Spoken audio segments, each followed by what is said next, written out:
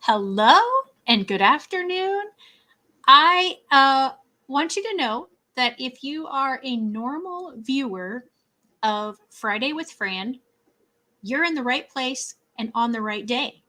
This is actually hashtag no limits, but I am bringing over my friend Fran from Friday with Fran. So, hey, Fran, how's it going? Hi. You're telling me it's not Friday? No, it's not. And I know that, sometimes you have trouble with like the days of the week and all that stuff. So I hope I'm not like totally throwing you off right now. A little bit, but we're gonna power through this. Okay, so for anyone who is new, I will tell you that yes, again, you are watching hashtag no limits, and hashtag no limits is about people who society places limits upon, but who have busted through those limits. I'm the host, Shelley Kino, and I believe 100% that what I just said is absolutely true, and that there isn't a better example of that than the caterpillar turning into the butterfly. And you kind of can. Nope, it's not back there anymore. I thought I had my poster. That was what I used to have up for Friday with Fran. I took it down, Hmm. where it was the poster that said, "We know who we are, but not who we will be," and that's from Ophelia in Hamlet. So I kind of totally just botched up my opening because I'm so excited to have Fran here. Ah, But anyway, you kind of get the idea of what this is. So today, Fran and I, as it says at the bottom, is kind of a crossover event. So we realized that Fran hasn't ever been on hashtag no limits. So we just wanted to bring her on here today and have her talk about the things that have happened to her since she became disabled several years ago, but also that had happened to her children while she was raising them to the adults that they now are. Okay, so give a like, give a shout out, let us know that you're here, all those yes. fun businessy kinds of details. And Fran, you want to tell us what happened to you a few years ago that you became a person with a disability, or do you want to go back farther and kind of lead up to that? Um, well, I don't know. I hadn't really thought on it very much, but I'm a mom. How about I just give a brief bio of I'm a mom to Two. two two kiddos who, as Shelley said, are adults and they have their own unique needs and challenges. Sorry, mom commented. What are you trying to do? I have enough trouble keeping my days straight. So now you do Friday with Fran on Tuesday? Just Ah, trying to keep everybody on their toes, mom. so glad you're here, Mom. So, and and now they're adults, but they face some challenges growing up as they tried to assimilate into the quote neurotypical world, and then also just do what was socially expected and acceptable. And um, I think I struggled with that even prior to my disability. I'm just going to throw that out there, trying to fit into what was socially acceptable. So then we pile. I feel like we pile an extraordinary amount of burden and weight on those who have disabilities. And so that's why I so much enjoy your hashtag no limits, because they're bursting through those. And that Mhm. is cool. So I have these kiddos and they're doing really well right now. I just have to say, my That's daughter awesome. is working. She, in her only job, she's never worked prior, and she's doing really, really well. And she's even training some people in some of the positions she's That's working. amazing. So she works in a local coffee shop. So um, never say never, because I thought she would never have a job, and here she is bringing home a paycheck, and I'm her mom, so I'm so proud of her, and I just want you to never say never for your child or loved one or someone you know who has special needs. Yeah, And absolutely.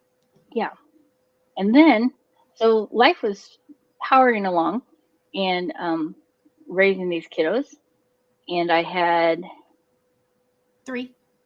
3 jobs. And so I would do a job early in the morning, rush home, shower, change clothes, go to my next job, rush home, change clothes, and go to my other job.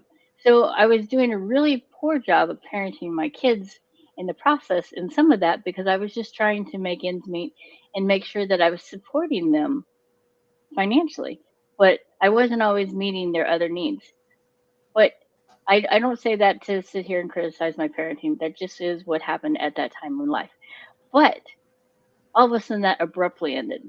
I was at work and I had a stroke. And the life I knew stopped. The hamster wheel that was constantly spinning stopped because the life I knew ceased to exist. Right.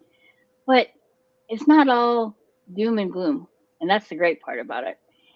So much joy and blessings have come out of it that I can't imagine life not as I am now.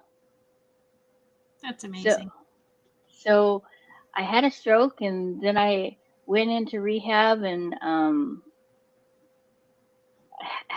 it was a struggle though to be patient with myself because I think people were more patient with me than I was because I so wanted to be walking and I so wanted my goals. I remember my goals that I put on my board at rehab was to walk, to return to work, and to drive. Okay. Those were my expectations, and I expected them to happen by the time I got out of rehab. Lofty, Didn't a happen. little unrealistic, and it didn't happen. And I was devastated. I thought, oh my goodness, what am I going to do? I'm not a contributing member to society. How can I do what I'm supposed to do? How can I work my multiple jobs? How can I care for other people? Because my jobs were caring for other people. So how am I going to do that when I can't even care for myself? When I can't even help myself go to the bathroom even? And it was such a struggle.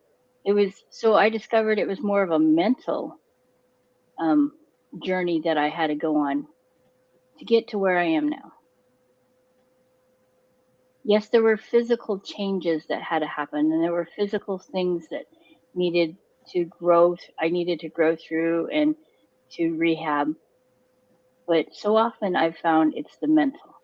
Does that make sense? It does. Absolutely. So have you ever had times like that? Yeah. But this isn't about me, it's about you. I know. This is why I was like, oh, this is going to be really different, where it's not give and take as much. Yeah, Okay, because on so Friday with Fran, I would have answered that question. I know. Yes, So, oh, do you I've like had my new times mug? like that as well. Whenever I feel like I'm struggling with something, or I was just talking to a friend yesterday who has recently had back surgery, and he has to be laid up for quite a bit of time for his recovery. Mm-hmm. And he is a go-getter and he's always moving, and he was talking about how difficult this is. And I said, yeah, I can remember after a major surgery and they told me that I wouldn't be able to do certain things. And my mind, if you tell me I'm not going to be able to do something, I'm going to prove you wrong. And so I had to very much just say, okay, I have to listen to the doctors. My body isn't what it used to be before the surgery. You know, it might get back to Mm-hmm. that, but right now it has to heal, and I have to rest, and I have to, mentally do what my body needs to do. Yeah. Thank you. Mhm. So for me, a lot of times it's grounding myself and coming back to the basics. And for me, that's seeking God's will for my life and then figuring out what that means, how to accomplish that will. And knowing that he's going to give me the ability to accomplish what he's calling me to do. Mhm. It's So not easy to rest in that, though. It It sounds like it isn't. should be because it's his will and his will is perfect. But if you're a mover and a shaker, waiting for him and 100% giving into his will is not always easy. Yeah. There's actually one of the Psalms, be still and know that I am God. And I actually have a ring that I got with that on it because Hmm. it's a visual reminder of a of an instruction in the word that I need to work on. Mm. So because I want to go and go and go, and I don't often take time to think and stop. But so I'm finding that my body is still failing and it's still doing random stuff because the stroke was just, it seems to be like the starting point of my body just deciding that it's no longer going to function as it was in its normal previous capacity. Okay. And so I've had this many surgeries. 7 surgeries. 7 surgeries next year alone. Last year alone. Last year alone. So, you know, I don't know what my body's telling me, but I just know that I'm going to keep going and I'm going to keep doing as much as I can and living life to the fullest as much as I can. So I don't know if you saw the picture that we had for this. I don't know if it shows somewhere else beside, but we had the horse, me on a horse, and I love to ride horses, and I used to instruct, and I actually instructed following my stroke. You And did? yes, I did. I don't remember that. Okay. Yes, I did. And I instructed this many 2. riders. Okay. 2 And riders. and yeah, it was quite the challenge. It was neat, but I realized I couldn't be the hands and feet to move the riders into the positions I knew that they needed to go. I couldn't hold the manipulatives so that they could reach for them or encourage them in that. So I had to learn how to use my words to paint a picture to get what I needed accomplished to help the riders have the fullest lessons possible. So we need to describe that a little bit more or explain that a little bit more because I know you're talking about therapeutic, but I'm sorry. when you said riders, people may have just been thinking, you know, people doing horseshoe kind of riders. So Okay. just if you could explain a little bit about what you're Okay, talking about. there's something really cool in life. If you ever have opportunity to volunteer at a therapeutic riding center is where horses are used as a medium to give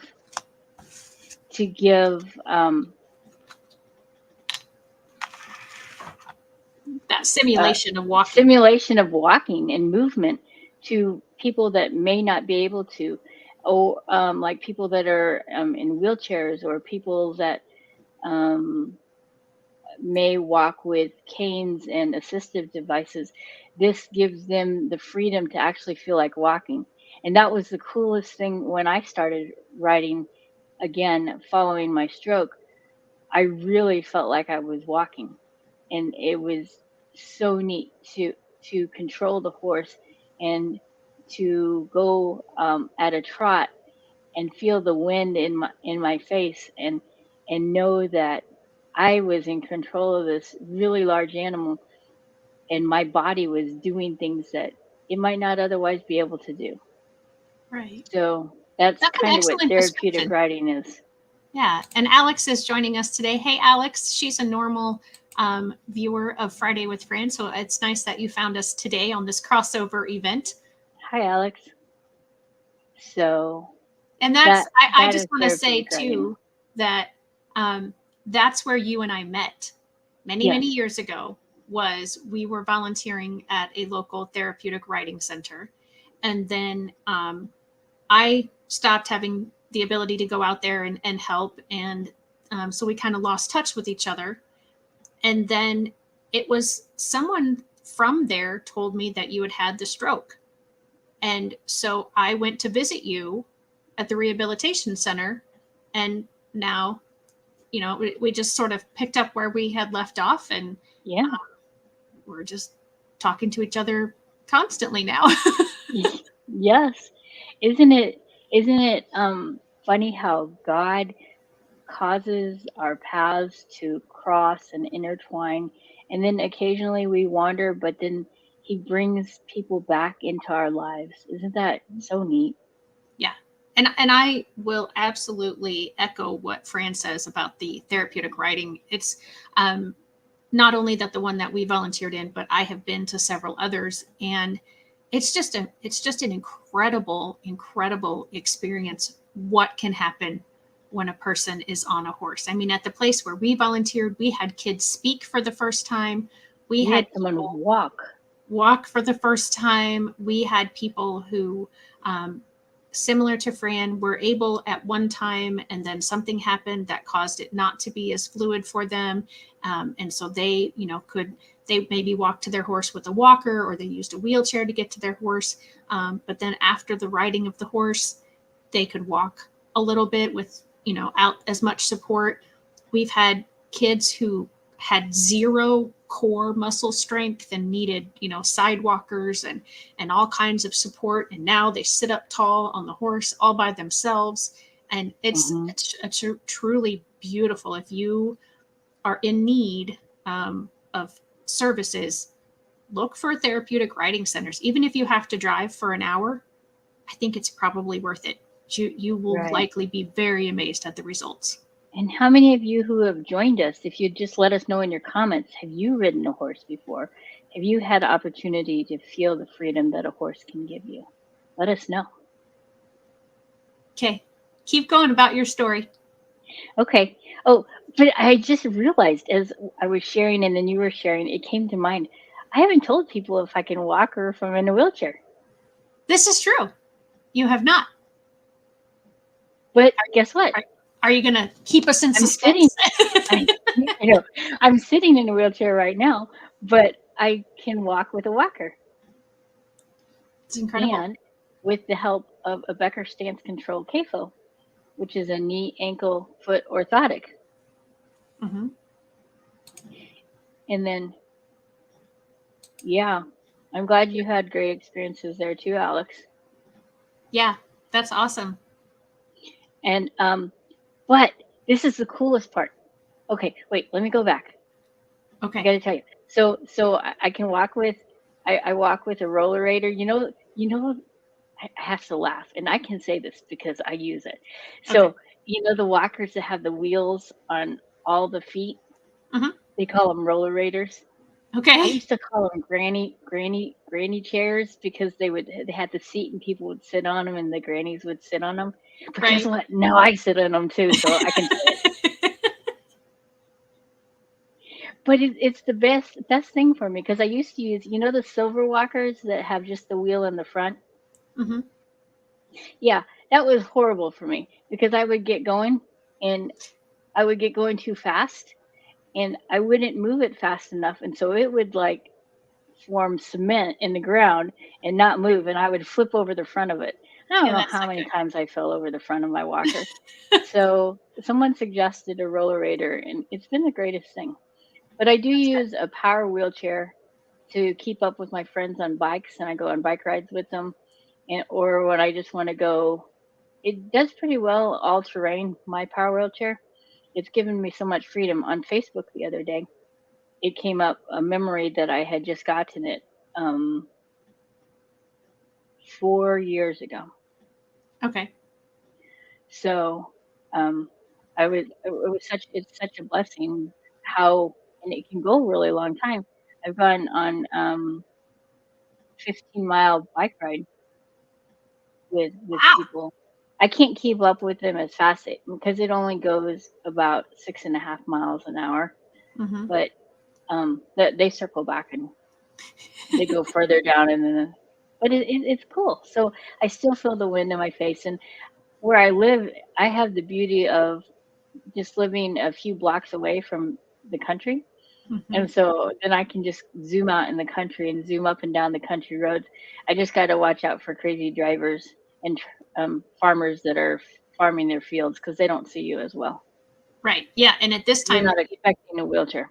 right, exactly. And at this time of the year, the big farm equipment is out in the fields, the big combines and aerators and the things that take up the entire road when they're Right. driving down the road, whether it's a 1 lane or a 2 lane.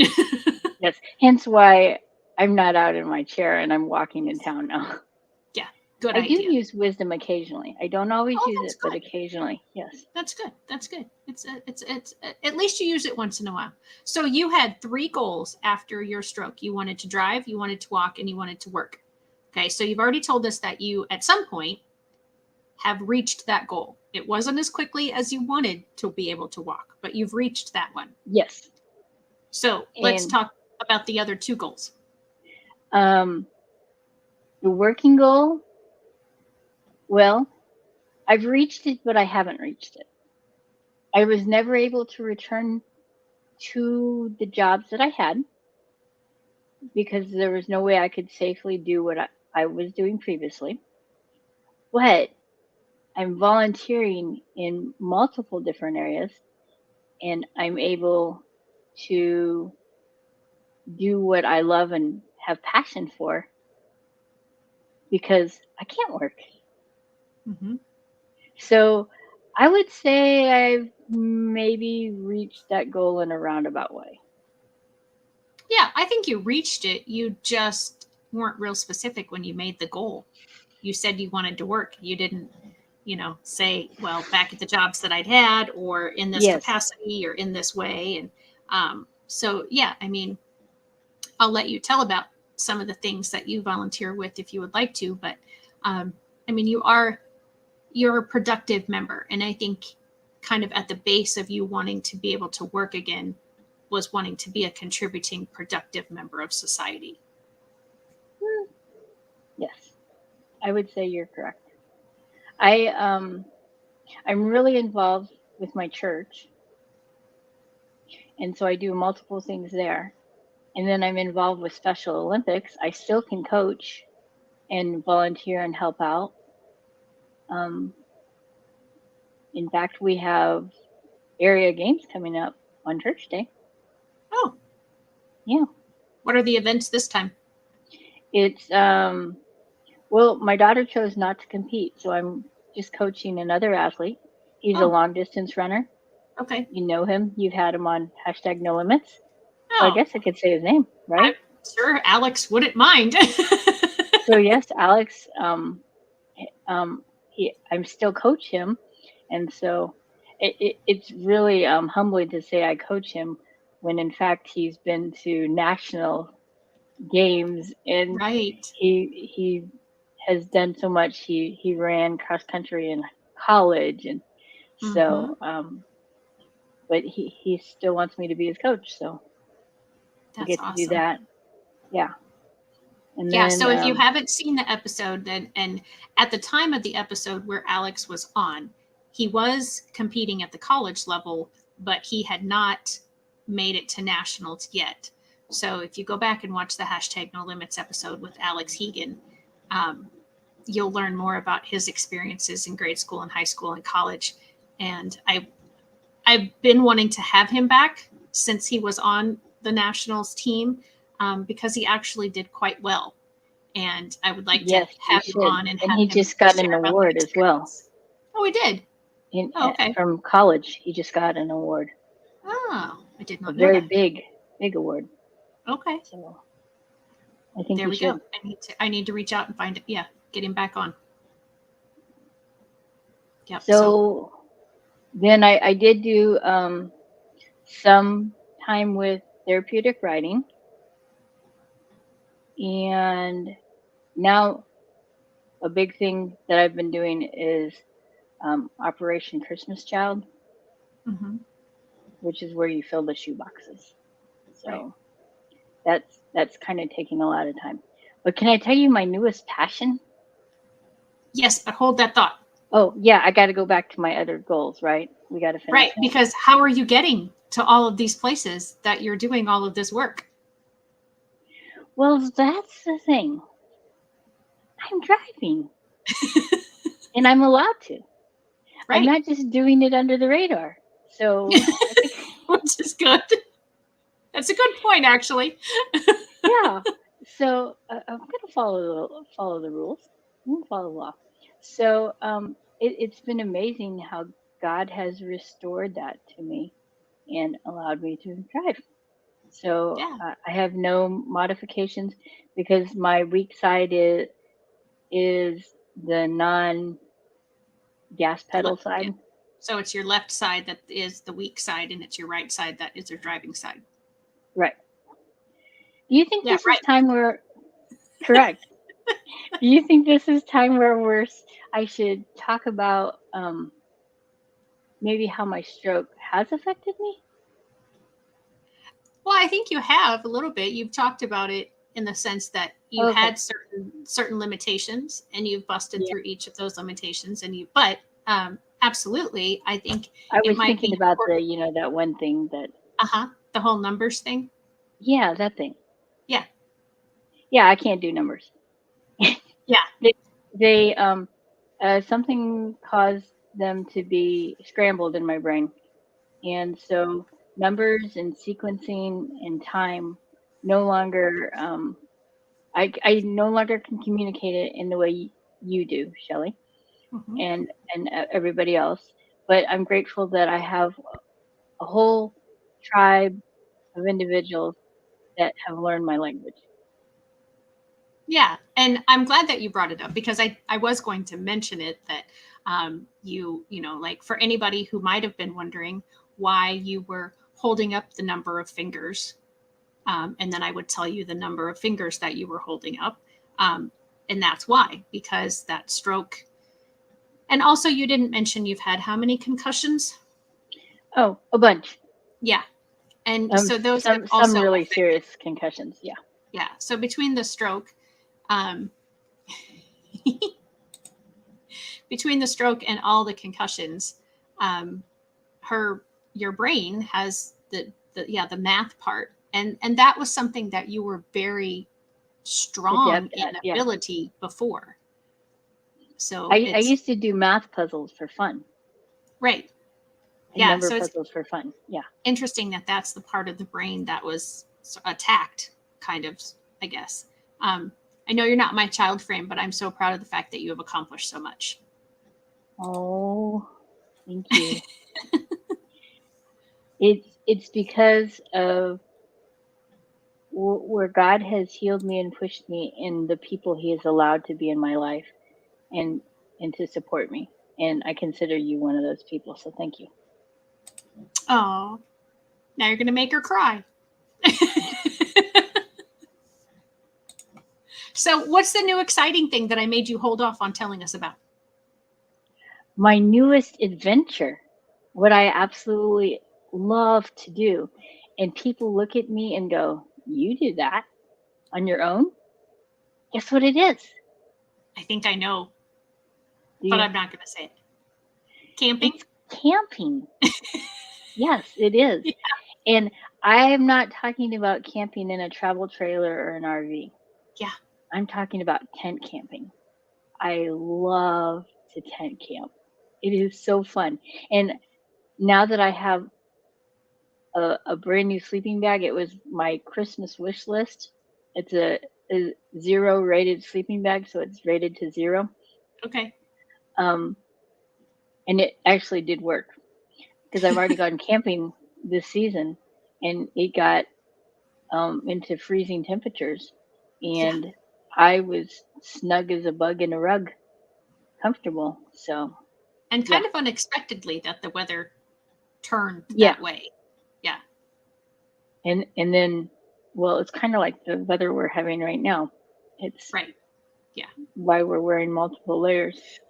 Right, exactly.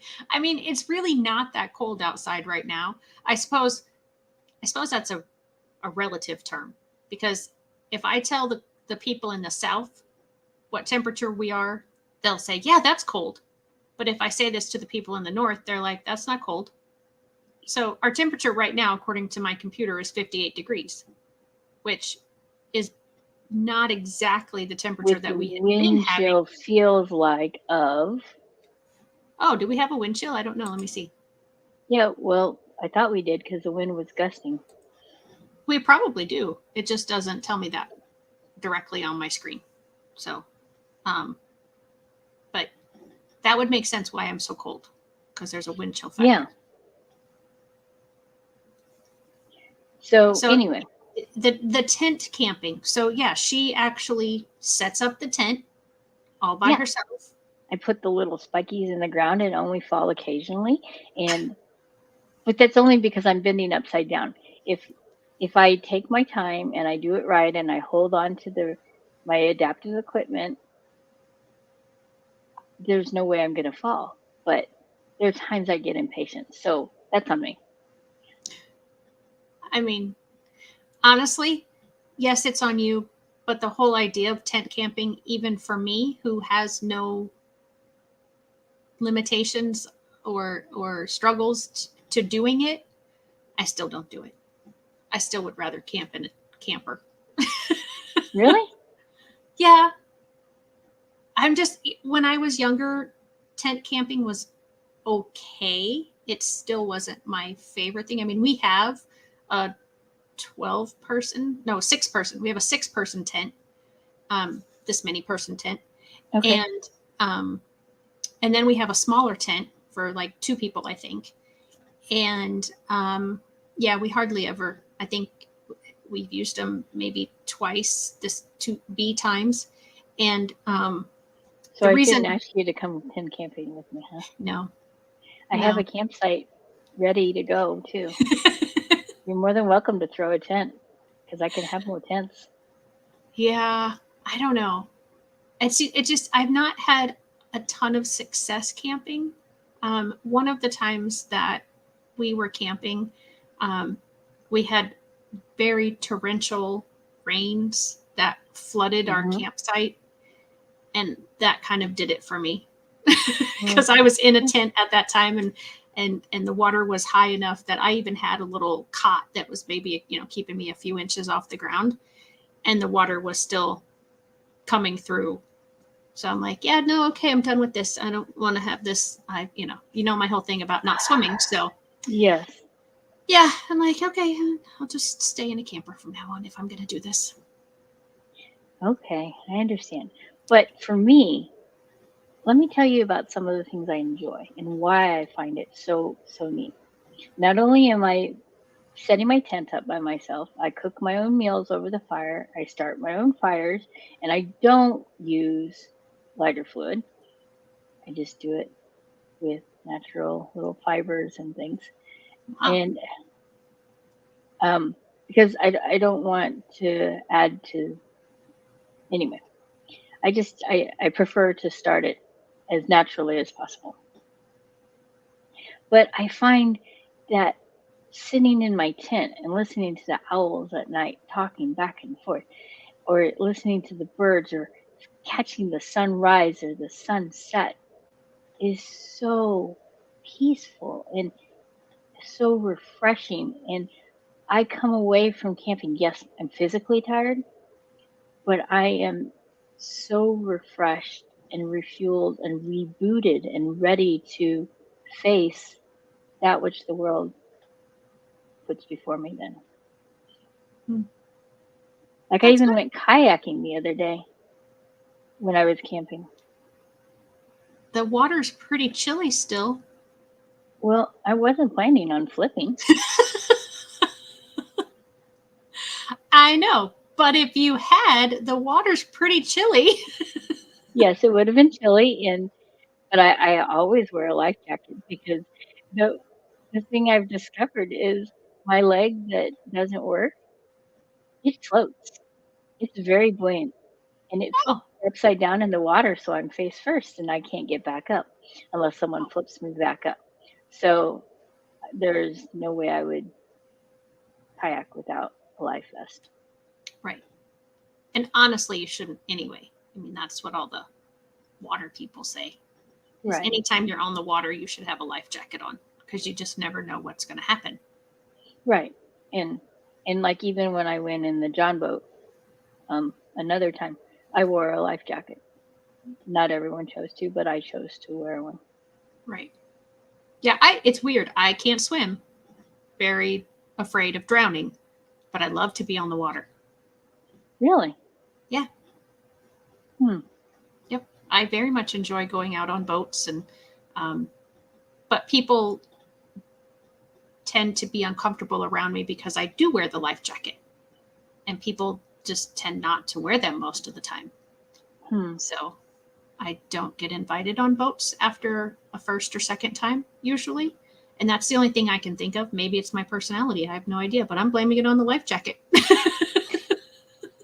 I have no idea. If I ever go out on a boat, I will invite you. Okay. I'll go there. I won't go camping. It means I have to have a boat. Right. So, but that's my passion, and that's my joy. And people tend to look at me and go, "You can camp?" And well, and that's the beauty of it. Anybody can do anything to a point if you have enough modifications, enough resources to help you out. Don't put those limitations.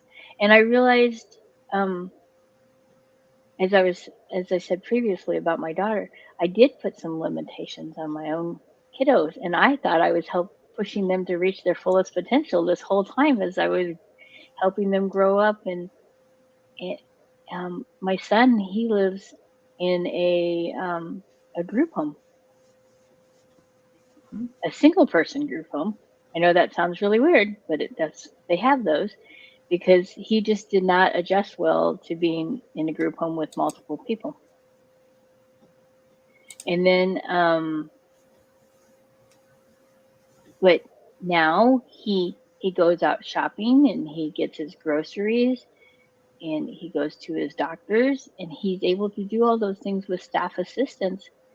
And I don't have to be there for every little thing. Right. So he and I can do the fun things together, and like going out to eat or going to the park or going for a walk together. Yeah. And you get to be friends as adults, which many adult children and their parents are. Yeah. And yeah, I'm becoming friends with my daughter. I get to talk to her about how her day was at work and what she found interesting and what was a struggle and is there anything I can do for her? And she in turn asks me, what did I do for the day? And that's a big step for her to remember to ask that, because That's awesome. That's not something socially that she really normally remembers, because she just normally focuses on herself because that's part of her special needs. Mm-hmm. So do you want to talk a little bit about your son and daughter? Because most of this conversation, and either way is fine with me, has been about you. So we can continue talking about you, or we can continue, we can talk about the kids a little bit. Let's talk about the kids. Okay. What do we want to talk about them? Help me here. Well, so what is each of their diagnoses, or what was their eligibility for special education? And just kind of talk about some of the highs and lows of, well, I guess the lows being the limits that you feel maybe some of the school members or doctors or society put on them that they are now doing that they were thought that they would not be able to do. Okay, we'll start with my son because he's the oldest. Okay. And so he was born, and I knew right away there was a difference. I knew there was a possibility before he was born that he would have a difference, but they waited till till they did the blood test. And so he was in the NICU, and I had gone out to eat, and I came back with my husband of the time, and the doctor sits down. He goes, well, the karyotype is back. And he pauses and he goes, and he has Down syndrome. And he delivers it like a death sentence. And I was kind of like, what? is this a problem? Is he dying? Does he need surgery right away? 'Cause that's Right. what I went in my head, and he's like, no, he has Down syndrome. Okay, but in the same sense, when I had some alone time, I did cry a little bit, and I did grieve a little bit because it was a death of a dream. Mhm. Because we all have dreams for our children. I, I think it would be a lie for someone to say they never dreamt of something for their child, especially before they're born. And Right. but so it was the death of a dream, but it was also the birth of many dreams. And I just realized in that moment that I was going to help him reach whatever fullest potential that would be, and not allow society to place those limitations upon him. And so he played regular t-ball. He took Well, no, he didn't need swimming lessons because my parents had put a pool in, and he learned to swim like a fish. So he figured it out all on his own. Um, and then we discovered he really knew how to swim because he took his swimsuit off and jumped back in the pool. Oh. And so, the ones with the little floaties in them. Uh-huh. Yeah, well, he took it off and he was in the pool with in his birthday suit, swimming around like a fish. And it was like, well, I guess he's okay. And so there was a limitation that society would have placed on him, but Mhm. he burst through that one all on his own. Yeah. He played t-ball, and it helped his teammates. He played regular t-ball, helped his teammates realize, okay, yeah, he's different, but we can still cheer for him, and he's still going to give you a high five. And I remember he was running around the bases, and a coach would run around with him because he tended to get a little distracted when he was running because he would say hi to everybody and want to talk to everybody. But and he was short because with Down syndrome they have shorter appendages, Mhm. and so he ended up getting tangled up with his coach. And the next thing you know is you see this dust ball of them rolling through the t-ball diamond, and then they get up and And then my son just continues running and keeps running the bases. And he ran all the way around, and the coach is on the ground at that point. And that's when they realized maybe they didn't need to run with him because he was figuring it out to some degree. Right. Um, but he burst through those barriers, and these same teammates, he played basketball with them in grade school, Mhm. and he played on the same team, and they let him line up. They knew he loved the high five line at the end of the game, Oh, yeah. and that he didn't like it when the whole team would come running Huddle. up. Mhm. So, well, he liked the huddle, but he didn't like it on the court when all of a sudden everybody came running towards him. He would Okay. run off the court. Yeah. So they gave him a space, but he got That's to awesome. play. So I think that's really cool. Yeah. And but then also through that, he's done Special Olympics, which helps them reach their highest potential. Mhm. He did track, softball, um, basketball, and bowling. Wow. Yeah, from That's a from lot. as soon as he could until he's moved into a group home, and now he plays on a challenger softball team. What's So that? um, it's an organization challenger that does provide sports, Hmm. Okay. and So he it's all plays adult it. age people? Yeah, and he Okay. plays it up north of us, um, on the next interstate up. Oh, okay. So Cool. yeah, so and he's pushed barriers where I didn't even realize. Like I thought, oh, he only liked Barney and Caillou and Veggie Tales, Mhm. and so that's all I ever gave him to watch and to do, and it kept him safe. But he really likes age appropriate things, but he doesn't quite know how to handle those age appropriate things, and he reenacts them. So that's not always the greatest thing. So we have to be wise and allow it in snippets and limit some of the things. Right. But also not only just give him the Caillou and the Barney. Is he I know one of his favorite characters is Spider-Man. Was that from home, or did that happen excuse me, or did that happen when he moved into his group home? That was from home. Okay. But he reenacts it, and sometimes it's not appropriate. So when that Right. happens, we have to take it away. And Right. but he still likes Spider-Man. Oh, and you want to know one of the coolest things that happened for him? Yes, please. When when COVID happened, Mm-hmm. and this was not cool. It was 284 days from the time Right. we were separated till the time he and I hugged each other for the first time. So Yeah. that was a really long time to be separated, but they said it was for his safety. So his birthday fell during this time. So we had a birthday parade for him. And a Spider-Man came to it, a horse came to it, a hearse came to it, a Which motorcycle I want was to in it. explain the hearse, because people don't know.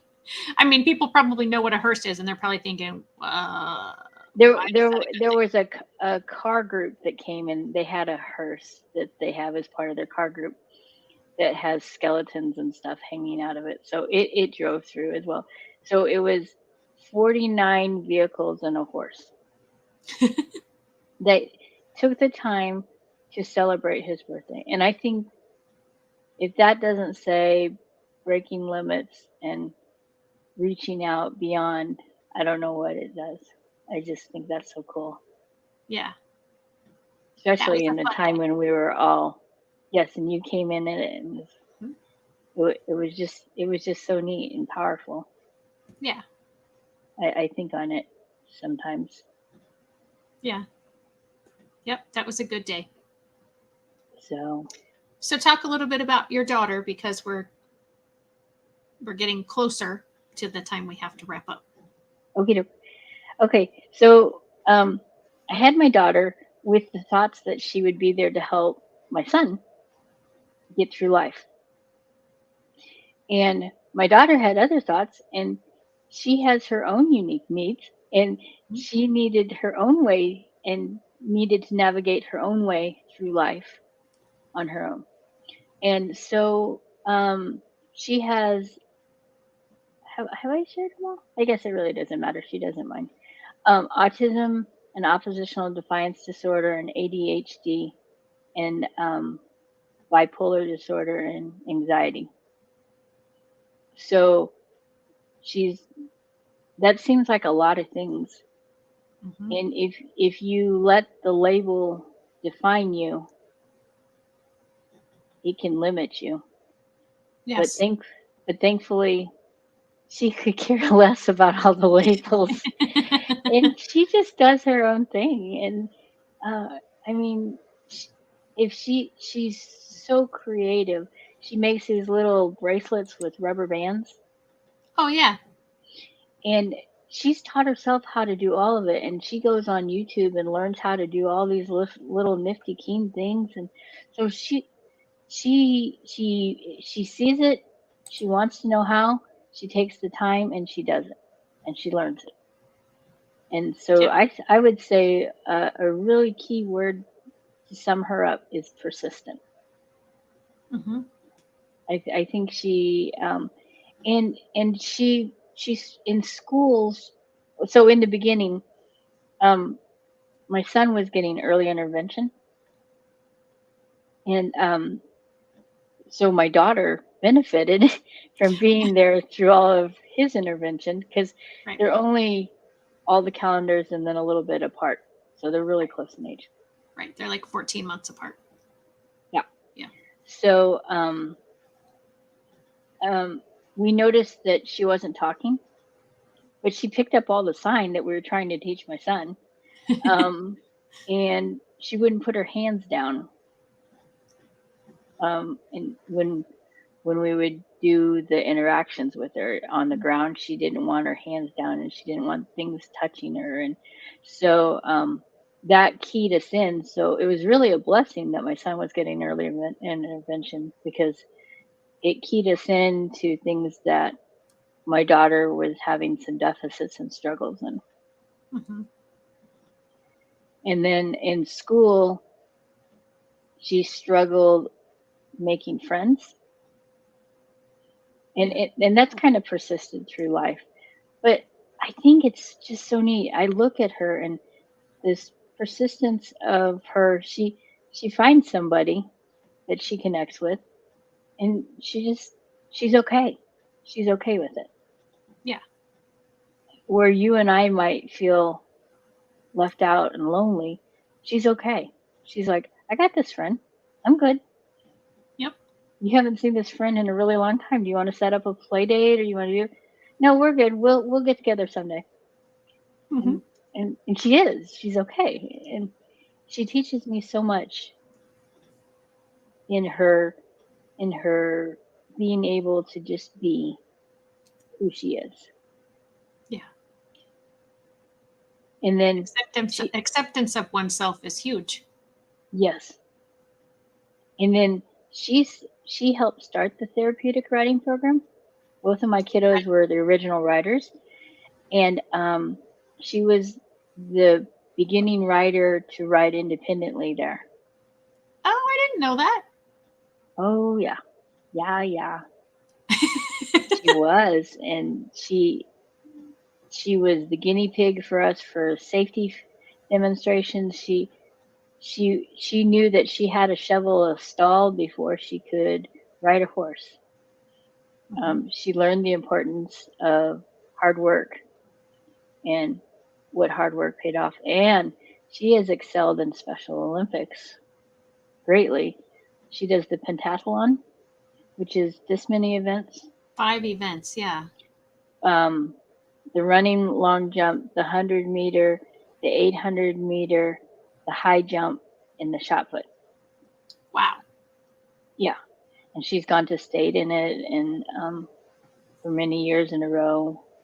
And she's done volleyball and softball, and she plays on a girls basketball team, and she did swimming a time. Okay. So not a big swimmer though, huh? No, she swam on a regular swim team too. Oh. On the next town up, their swim team. She swam on that for a couple of all the calendars. But she didn't like the cold water very much. See, my parents' pool is heated. Ah. And so she had never experienced a cold pool until swim team. And I used to have to throw her into the pool to get her to start, because she would stand on the side and wouldn't get in. Yeah, well, I don't blame her there. I'm not a big fan of cold water either.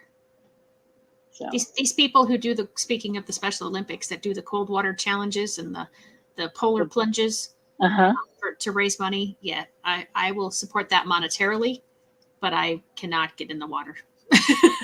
I've thought about it, but I'm like, I think I might trip up in the water and get stuck or something. Yeah.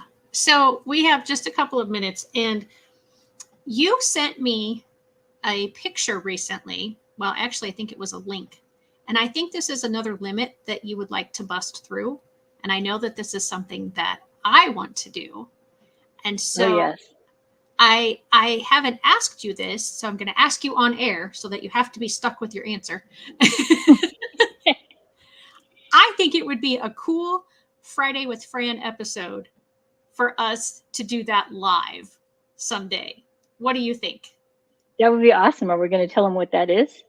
Oh, I guess. Just, Mom, cover your ears for a minute. Because you're not going to want to hear that for either one of us. I don't know what Alex is going to say. We'll see. Okay. You want to tell them or am I? You're going to tell them. All right. We're going to jump out of a perfectly safe airplane, but we'll have parachutes and other people helping us. So doing what's called tandem skydiving. Yeah. I was wondering if you got that. Yeah, I did. And I was like, Well, we had talked of it prior. Right. Yeah. So I wasn't sure if you were like, hey, let's go do this right now. And I should have asked you, but I don't remember. I saw it and then like, you know how we are on Friday with Fran, how we're like squirrel. And yeah, there was a squirrel at that moment. And so then I forgot about it until just now, actually. But yeah, that was the thought that I'd had when I saw it, was like, is she trying to say this is going to be our next Friday with Fran episode? I thought it'd be interesting. Alex says we're both nuts. Well, we do act like squirrels. Certifiably so, but yeah, at least I am, but that's okay. Just don't tell me when it's going to happen. You can tell me all about it when it's over, says Mom. Yeah, it was something that I wanted to do all the calendars ago, because I turned a special age and Violet turned a special age. And I was like, oh, wouldn't this be cool if we did this together as a celebration of those special ages? And she really wasn't on board with it, but she was going to go ahead and do it just because. She was like, I don't really know if I want to do it. And then I was like, if you're not excited about it, like I'm excited about it, then I don't want to put you through it, because I don't want you to worry about it. I don't want you to, whatever, feel like you have to go through with it, even if you change your mind about wanting to.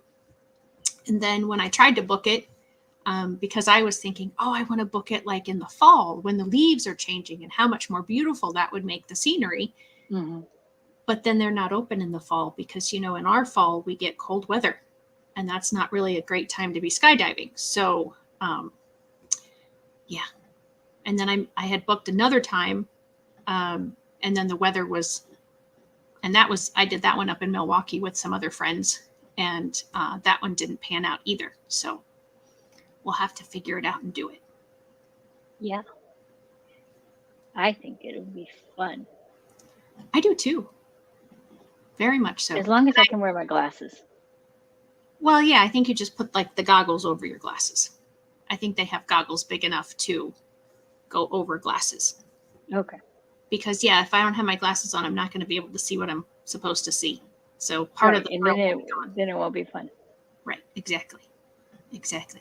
So a couple minutes left, a couple of the little times around the clock.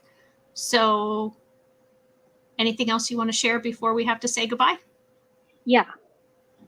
I have discovered that through this journey of breaking through barriers, that I'm not meant to do it alone, that I've been gifted with a group of people that support me wholeheartedly, challenge me, hold me accountable, and push me. And I think it's important that each of us in life has someone or someone's like that, and to realize that we're not meant to do it alone. That's a good point. And Mom says that she thinks we don't want our glasses. I mean, she doesn't want us to see the ground rushing at us. So if we don't have our glasses on, then we won't see the ground rushing at us. That is true. Yeah, I think that's a very valid point. And I think that is a very good point to end on today. I appreciate you coming on and being with me here. I very much enjoyed it. It was kind of like Friday with Fran, but a little bit different. It was a little bit different, though. Yeah, well, it was all about you. I know. I didn't like that so much. I know. You're very humble. You don't like spotlight at all. So, but again, thank you for coming on. Thank you, Alex and Mom, and anyone else who was watching. Thank you for the comments and the feedback. It always makes the show a lot more fun if there's feedback from the guests. So, from the audience. So if you're ever watching, please comment something, even if it's just a hashtag live, to let us know that you're watching. And there's my buddy Cooper. He's like, hey, you just woke me up. What are you doing? All right. Tune in next week. I'm going to have what's called the Core Collaborative on, and that's a group of teachers. And they're going to talk about some of the great things that they're doing. And make sure to check out Friday with Fran, not this week, but next week. And we will see you next time. Bye-bye.